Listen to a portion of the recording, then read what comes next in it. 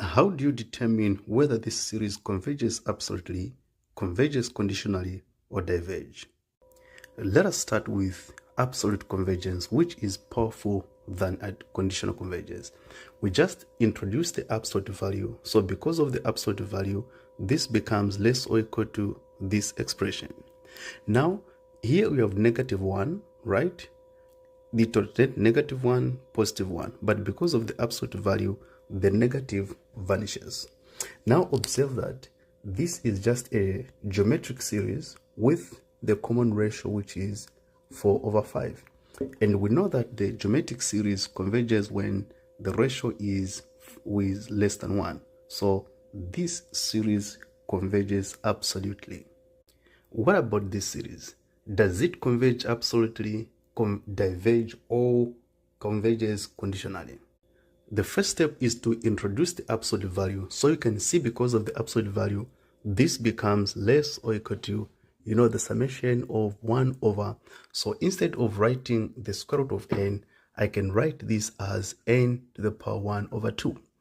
But observe this is just a p series with p which is 1 over 2, and 1 over 2 is less than 1. But we know that for a p series to converge, p has to be greater than 1, right? So this series in question does not converge absolutely. But on the other hand, even if this series does not converge absolutely, you can observe that b sub n is given by what? 1 over n to the power 1 over 2. And you realize that this expression is decreasing as you increase the value of n. And on the other hand, if I take the limit as n goes to infinity, you realize that 1 over n to the power 1 over 2 is equal to 0.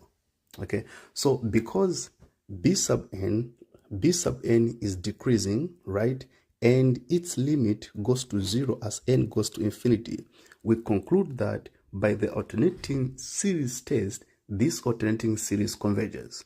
Now observe that this series does not converge absolutely, but by the alternating series test it converges, and hence we conclude that the series converge conditionally. For this particular series and all the series, you have to make sure that the nth term goes to 0. In this particular one, you see that the nth term does not go to 0, right? If you ignore the alternator, you see that n over n plus 1 converges to 1 as n goes to infinity. And so because the nth term does not go to 0, you conclude by the nth term test that the series